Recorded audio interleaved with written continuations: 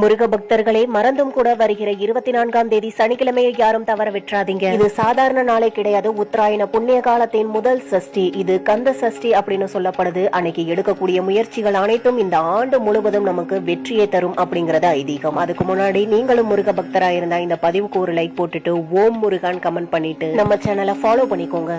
சஷ்டி வளர்ப்பிறையில வர்றதுனால நம்ம வாழ்க்கையில நல்ல வளர்ச்சியையும், சனிக்கிழமையில வர்றதுனால நம்மளுடைய பழைய கர்ம தடைகள் எல்லாமே கரைஞ்சு முருகன் நம்ம வாழ்க்கையில புதிய திருப்பங்கள் கொடுத்து பாதுகாத்து அருள் செய்வாரு. அன்னைக்கு முருக பெருமானுக்கு ரொம்ப எளிமையா வெத்தலை பாக்கு, 2 வாழைப்பழம், 1 ரூபாய் நாணயம், எலுமிச்சை பழம் வைத்து வழிபாடு செய்யுங்கள். அந்த நாள் ரொம்ப விசேஷம்ன்றனால அன்னைக்கு 6 தீபங்கள் கொண்ட சத்கோண தீபம் ஏற்றி வழிபாடு செய்யுங்கள். முருகனை மனதார வேண்டிவிட்ட அந்த 1 ரூபாய் நாணயத்தையும் எலுமிச்சம்பழத்தையும் எடுத்து நம்மளுடைய பீரோலையோ இல்லனா பணப்பெட்டியில் கூட வைக்கலாம். அடுத்தடுத்து வரக்கூடிய வளர்ப்பிறை சஷ்டி தினங்கள்ல இந்த எலுமிச்சம்பழத்தை நம்ம மாத்திக்கிட்டே வரணும். இந்த ஆண்டு முழுவதும் முருகப்பெருமான் நம்மோட இருந்து அருள் செய்வார்.